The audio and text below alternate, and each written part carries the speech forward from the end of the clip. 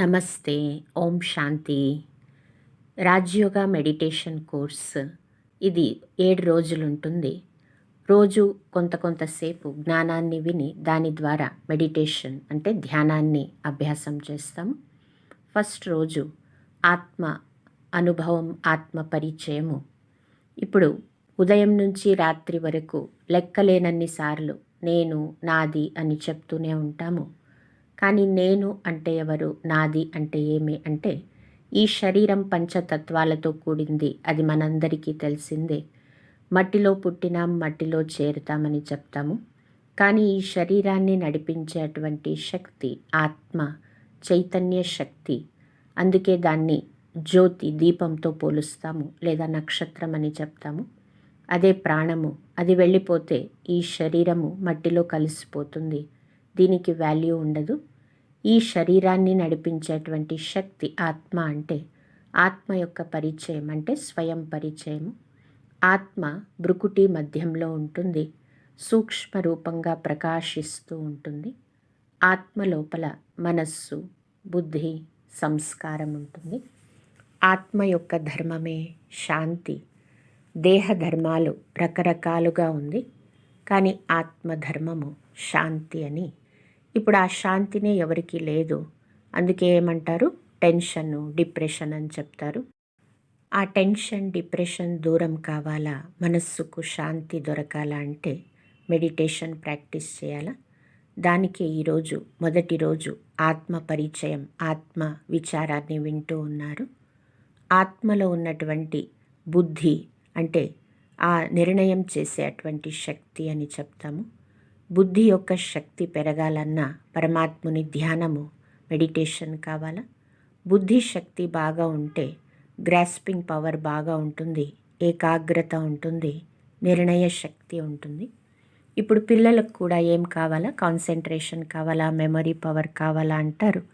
బుద్ధి బాగా ఉంటే అది డెవలప్ అవుతుంది. దానికి కూడా ఆధారము మెడిటేషన్ అంటాము. ఇప్పుడు టెంపుల్స్కి వెళ్తారు, గురుద్వారా, చర్చులకు వెళ్తారు. భగవంతునితో ఏం వేడుకుంటారో, మంచి బుద్ధి అప్ప అని అంటారు. అంటే బుద్ధి మంచిగా ఉంటే మన జీవితము బాగా ఉంటుంది, నిర్ణయం చేసేటువంటి శక్తి బాగా ఉంటుంది. తరువాత సంస్కారం అని చెప్తాము. సంస్కారం అంటే మనం చేసినటువంటి దిననిత్య కర్మల యొక్క రికార్డ్ అంటాము. దాన్నే కర్మ రికార్డింగ్ అయ్యేదే చిత్రగుప్తుడు అని అంటాం. కథల్లో ఏమంటాము, యమధర్మరాజు దగ్గర చిత్రగుప్తుడు ఉంటాడు. మన కర్మ లెక్కలన్నీ రాస్తూ ఉంటాడని చెప్తాము. ఇంకెవరో చిత్రగుప్తుడు కాదు, మన లోపలే ఉంటుంది. గుప్తంగా చిత్రాలనంతా రికార్డ్ చేసేటువంటి చిత్రగుప్తుడు అంటేనే మన సంస్కారం అని అర్థము. ఈ మనస్సు, బుద్ధి, సంస్కారం చేరితేనే ఆత్మ అని చెప్తాము. ఇప్పుడు ఆత్మధర్మం విన్నారు, శాంతి అని. ఇంత కాకుండా ఆత్మ 7 స్వరూపాలతో కూడినటువంటిది. ఆత్మ పవిత్ర స్వరూపమని అంటాము. పవిత్ర స్వరూప ఆత్మ. దాన్ని మరిచిన కారణంగా అపవిత్రతకు వశమైపోయినాము. నెక్స్ట్ ఆత్మ శాంత స్వరూపము, సుఖస్వరూపము, ఆనంద స్వరూపము, ప్రేమ స్వరూపము, శక్తి స్వరూపము, దయాస్వరూపం అని అంటాము. ఆత్మ రకరకాల స్వరూపాలతో కూడినటువంటిది. ఇదంతా మరిచిపోయినాం కాబట్టే దుఃఖము, అశాంతి, చింతలో ఉన్నాము.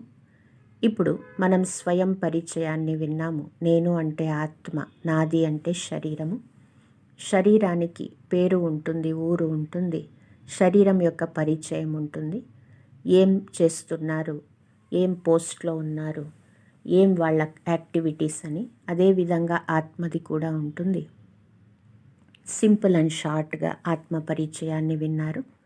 ఆత్మ ఈ శరీరాన్ని నడిపిస్తుందంటే ఇప్పుడు ఆత్మ అంటే డ్రైవరు, శరీరం అంటే వెహికల్, కారు లేదా స్కూటర్తో పోల్చొచ్చు. ఎట్లా శరీరానికి కూడాను భోంచేస్తామో అదేవిధంగా ఆత్మకు కూడా రోజు భోజనం కావాలా, ఫుడ్ కావాలా. శరీరానికి భోజనం చేయకపోతే, మంచి ఫుడ్ ఇవ్వకపోతే ఎట్లా వీక్ అయిపోతుంది, అదేవిధంగా ఆత్మ కూడాను మంచి జ్ఞానం వినకపోతే, ధ్యానం చేయకపోతే వీక్ అయిపోతుంది. శరీరం ఎంత స్ట్రాంగ్గా ఉన్నా ఆత్మ వీక్ ఉంటే ఆ వెహికల్ అంటే శరీరాన్ని నడిపించే కాదు. కాబట్టి ప్రతిరోజు కొంత సమయం ఒక 10-15 నిమిషాలన్నా తీసి మనం ధ్యానం యొక్క అభ్యాసం చేయాలా, జ్ఞానాన్ని, ప్రభు చింతనను వినాలా. ఈరోజు మొదటి రోజు కాబట్టి ఆత్మ విచారం, ఆత్మ పరిచయాన్ని తెలుసుకున్నారు.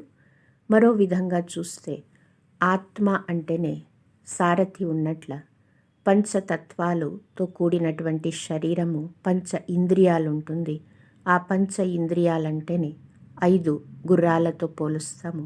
దీన్నంతా నడిపించేటువంటి శక్తి నేను ఆత్మ అని ఈరోజు ఈ మొదటి పాఠాన్ని దృఢం చేసుకోండి. తరువాత రెండో పాఠం పరమాత్ముని పరిచయాన్ని వింటాము. ఓకే. ఓం శాంతి.